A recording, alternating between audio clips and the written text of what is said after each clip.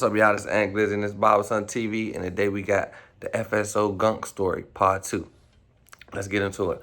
I had to go do my research, y'all. I got into it on our way to 500K subscribers. I appreciate my YouTubers, appreciate all my supporters, man. I thank y'all. Let's get into it. So as y'all all know, I told y'all the story about Gunk, FSO Gunk, a DMV rapper. He walked in the room in his baby mother house, and he ended up getting shot 16 times behind it. So I went and did my research after the first video. I did a part 1. Part 1 breaks down the story, and that's what I was told from the beginning. But now, since I dropped my video, I have got clarity and more details to what's going on. So let's get into it. The reason that this case happened in 2022. In 2022, it happened. The guy just went to trial, got the time, and the extra pieces that the world didn't know, say like the mother, the friends, they knew that the guy passed away in the house going to see his female friend, a place he lived at, this, that, and the third. They only knew that. They never knew the court documents because the person who locked up for it, his side didn't come out to court in trial because it was through trial. And now it's Gunk's birthday. Gunk's birthday coming up, and now his mother tied. Like, the mother was even, the baby mother, the mother was giving the baby mother the benefit of the doubt in the beginning. Like, she believed her story a little bit. She wasn't against the baby mother. They was even having phone conversations. They was cool with each other and all that. Until it came out in trial, and then the baby mother got disrespectful with the mother at the end of trial, like through text messages and stuff. But it was cool. Like, the mother was defending the baby mother like it ain't no back door, it ain't no setup or nothing. But I see why the world's saying it's a setup. I'm gonna break all this down to you. So this is what I got that happened. Gunk is the DMV rapper who baby mother. He got baby mother. He stayed with this girl though. They moved in an apartment in May. Just say May. I don't know if these dates accurate, but this is like what went on. They moved in an apartment together in May. From May to April, they got into it, something between that, and he ain't been staying there for a couple days. But his stuff was still in there. Like, it's a 100% chance that he can walk in here, he can catch me in here with this guy. It's 100% still a chance that's out there in the open. But the guy who he can catch him with is not just a regular guy. The guy that he can catch him with, Ben had a feud with him. Like, prior to this, in 2018, them guys already had an altercation and something went on between them in life, so they already know who each other is. So imagine this is his op. His op, when it got up on his op baby mother, and now he laying in his op baby mother bed, and the baby mother acting like she don't know what's going on. So when he walked through the door, it ain't like a random person walked through the door. His op is in this room. Like, you don't even got to see who in this room. As soon as he walked through this door, it's gunshots. It was no wait or nothing. That's where the setup and where the friction came in the story at. That's what they trying to say she backdoored him at. But she don't understand the reason that they saying she backdoored him is because they not really saying she set it up like come over, get him out the way. They not saying that. What she saying is she knew not to have that guy in there with the chances of her baby father can come home and twist this knob at any time because y'all not really in a relationship that's always 100% over. You still dipping and dabbing with him like he just was in here 2 days ago. He still got stuff in there. He came back in there to get his PlayStation game and the rest of the stuff. But they said prior to the day that he walked in the house, because it's like, why is, if he know they ain't together and she got another dude, why is he randomly just walking in the house trying to get something? It's some text messages that we don't see. We can't see it. They came out in court. They was having text messages like, I don't know if they was trying to rekindle the relationship. Basically, like, he been out the house 2 days. They been talking. They were supposed to get back together, this, that, and the third. He ended up calling her phone. She ain't pick up. So he just went on over there himself. But they already been talking prior to this, like, trying to get back on good terms. So she knew he could have walked in the house. For her side of the story, I heard from her, she's saying she didn't set nobody up. You just got to think, I don't feel like, just in my opinion, I don't feel like she set him up. But I feel like it was so much going on that she was a female that it got past her until the end of it. Like, 1 week before he died, that was a Monday. He also died on a Monday morning. Yeah, he had dogs. Like, I can send you pictures of him in the backyard of that house with all his pets. Like, he lived there. At the time that he was murdered, he had clothes, shoes, closets. One of the pictures that was shown at the trial was like, I guess you know how you walk in a house and people take their shoes off at the door before they go upstairs? He had tons of shoes right there. So he was actually, he was a resident there. People go through shit, they go back and forth. And I don't think they were at the point where it was completely done. Even from her own messages and conversations from him, they weren't completely done where it's like he broke into that home. He did not break into that home. He lived there, he had a code. And even if that was the case, why you didn't change the code? Why you didn't change the laws? If he wasn't welcome there, but her own mother testified on the stand under oath that Tyree was welcome there and the person that was there wasn't welcome there. So, you can't really make it up. Then, like, it's another thing that I also want to clarify, because a lot of people I think they see one part, but they probably don't see the other part. So when she initially called 911, she basically said she didn't know who the shooter was. Yes, yeah, that's an official 911 transcript that if I need to send to you, like she told me somebody ran in and shot him. Well, her initial call to me is feeling her, Tyree, shot, somebody ran in here and just killed him. That's her exact. When I tell you one thing I'm not going to do is play about the things that happened with my child's death. I have no reason to play. So I'm not going to play. That's exactly. I will never forget the words. I will never forget the tone. I will never forget the time that my phone rang. I can tell you exactly what happened. So if she told me that, the same time, 911 is being called in a transcript when a fish called when she said, "Did you know who shot him?" They said no.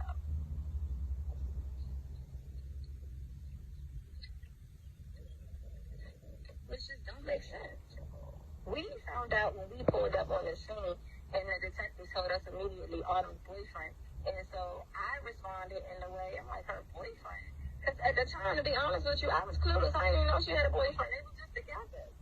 She was at my house that night, that Saturday night. So I'm like, boyfriend? So it's not like they just had a baby and they were separated for like months or years or something like that. I said, you mean my son?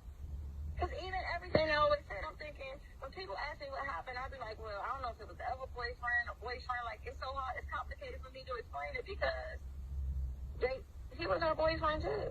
They were still together. I didn't know it was another man. Honestly, I knew that he said that I kept hearing his terms still, but I heard it through the best friend or the girlfriend or whatever when on that April 27th. But he never told the family member. He said, she just doing too much. Like, she just wild and I ain't trying. He told me exactly words. People had her location. She out there sharing her location with people.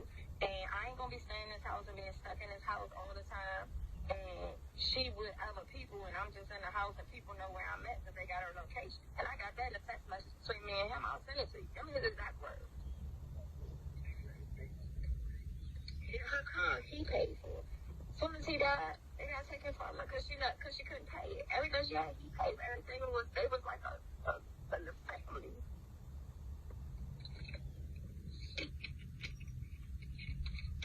Another thing, So, at that particular time, I was called at 3 o'clock that morning, and I was told it was that, with his exact words, that someone ran their hair and shot Tyree. I'll never forget the day. I can replay it in my head a million times. It's never gonna change. And so I'm like, is he okay? So I didn't ask who it was at that time. I was like, is he okay? And she said, she's just screaming, she's hollering, and she's like, no, I don't think so. And then, of course, so my husband and I, we jump in the car. I'm like, I didn't even know where they had looked at. They had just moved there. So I was like, send me the address. And so I'm thinking initially, the family thought someone had followed him home from the club, because, that's what happens these days in the streets. And when they followed him home, he was gone down because that was the statement. Someone ran in here and killed Tyree. So when we arrived on the scene, the detective had told my husband and I Autumn's boyfriend killed him. So that that's two different stories within a 30-minute period. And then tomorrow, as you will see on his page, his publicist will release some of the videos of when we had a conversation with her sister the day after. So that went on. And, tensions were high. Of course, all the people that love Tyree, all the people that love her, it was like a tug of war. Because nobody was really saying what happened. Nobody ever. So, only people in the room that day were her, him, Tyree, and the murderer guy. So, we never could get really what happened. And I'm like, somebody has to, I need answers. Like what this happened? And nobody would really, really say. So long story short, through all of that, time had went on.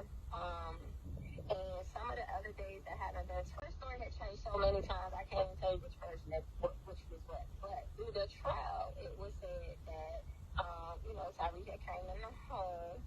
Tyree had like one of them, monster-like trucks or whatever. They got like those engines that you can hear coming from miles away, and that's even what the court documents say.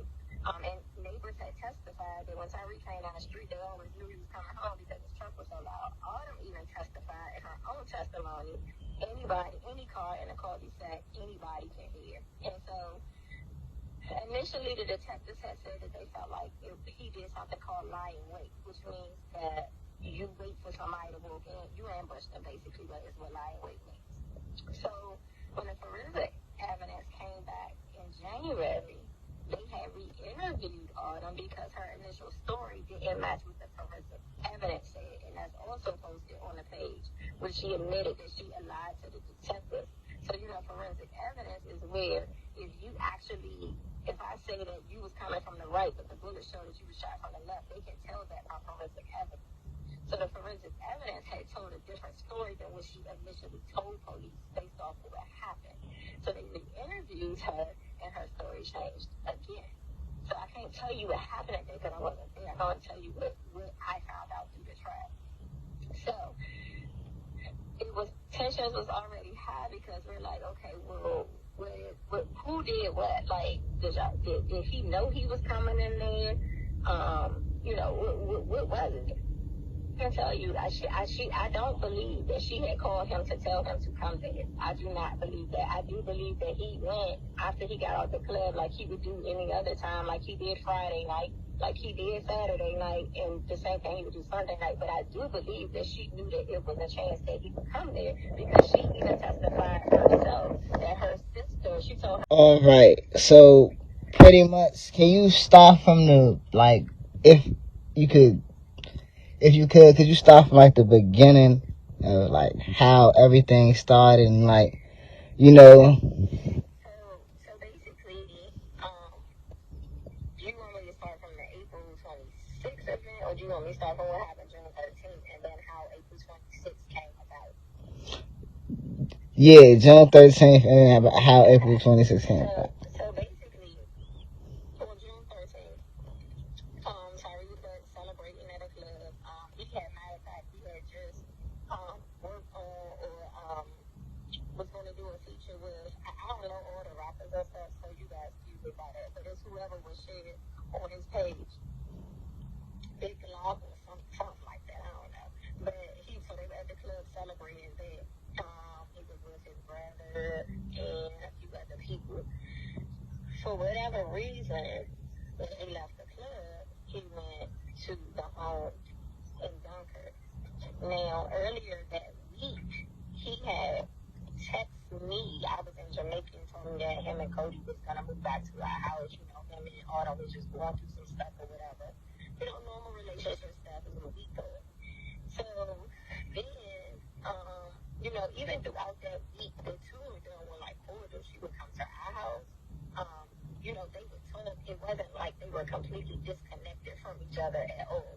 Even that Saturday evening, she was at my home to pick up Cody, and they were cordial. So this narrative that's being told that like they weren't together, they weren't talking, no, that's not the true narrative.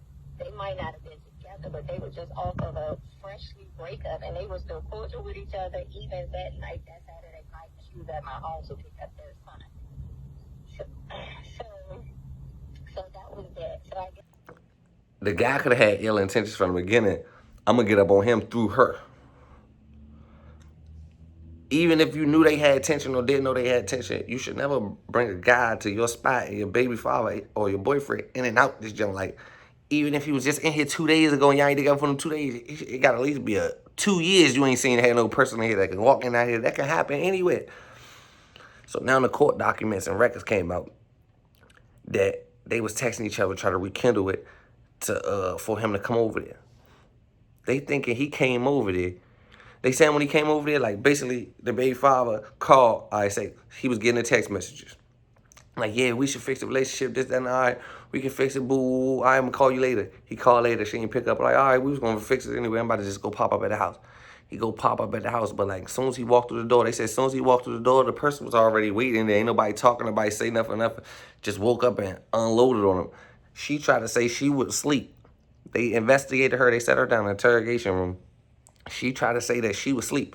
So she told the police when he walked in, she was asleep, she don't know what happened, this, and the third. But she ain't being too cooperative with the police for it to be that way. Like the way she acting came out in the transcript. Like, all right, now trial came. Now they can see how she was acting in the interrogation room and stuff you couldn't see. Now that came out, they saying she backdoored and she acted guilty, but she wouldn't tell her pod. It's day 3. I don't know when her pod coming out. I'm still waiting. I'm on my 2nd video, and this ain't even my story. So y'all know, my platform is big. And I didn't know the story, so people was trying to put their input in it to make it say this. The mom said she never said that the girl backdoored her son. She was saying it's more to it than what you saying. Like she was never saying you was backdooring her son. The way the girl started acting once the transcript and the court stuff came out, it was a little bit stuff missing. That's what made it look foggy, and I understand where the mom would be coming from. Like, I don't know all that. She can't defend that. Like, come out and let me know what's going on. That's when the girl got disrespectful with the mother. So the guy ended up going to jail. He locked up. He ended up getting time. They ended up finding him guilty. He tried to plead guilty to, like, a lesser charge, but he ended up getting time, like 18 years. So basically, both of them lost in this story. The guy who did it and the baby father who walked in the house. Only person still free is the baby mother. She walking around here free, doing vacations and stuff. That's why everybody was mad at her, screaming out this, that, and the third. But yeah, they trying to paint a picture of he was jealous, he was overprotective. She saying more so like he knew they was broke, or she knew they was broke up.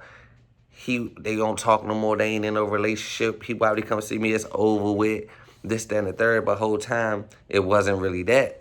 It's text messages that they was trying to rekindle the relationship, like trying to get back together. That's the reason he popped up at the house. But I ain't putting no my own theories on it or this, that, and the third. But if she was asleep, he called, you missed a call, you was asleep, and the guy unloaded 16 shots on him walking through the door. That guy knew what was going on. That guy didn't. That was not no intruder. He didn't break in, y'all. He lit it. They said, I don't know if he had the keys or not, but he just was in there 2 days ago. Like, his dog still in there, his clothes still in there. He coming to get the rest of his stuff. Like, he still got a little bit of things still in it. But yeah, I'm gonna see, can I go get the mother, because the mother was gonna break down her pot. So if I get that about time we drop this video, I'm gonna add that in here. But I'm gonna keep y'all updated. What y'all think? Yeah, I think it was a backdoor. To me, my opinion is, I feel like the guy knew. The guy who went to jail, he knew the whole play. He already, I don't know how much the baby mother knew on that, but the baby mother, I ain't saying right or wrong. I'm just being biased. I'm not hopping, it's just my opinion. Baby mother was not supposed to have nobody in that house. That's just my opinion. But then I got somebody from the baby mother side that just wrote me and said something too. I gotta check my phone. I'm gonna leave a screenshot of it. In the video, because I'm using the light from my phone, so I ain't gonna be able to show y'all. But yeah, I'm getting my YouTube studio built up, y'all, getting the walls painted, all that type of stuff. We gonna turn up, y'all. But this is a crazy story. Do y'all feel like she backdoored him? Do y'all feel like she knew what was going on? What y'all feel like? Y'all tell me.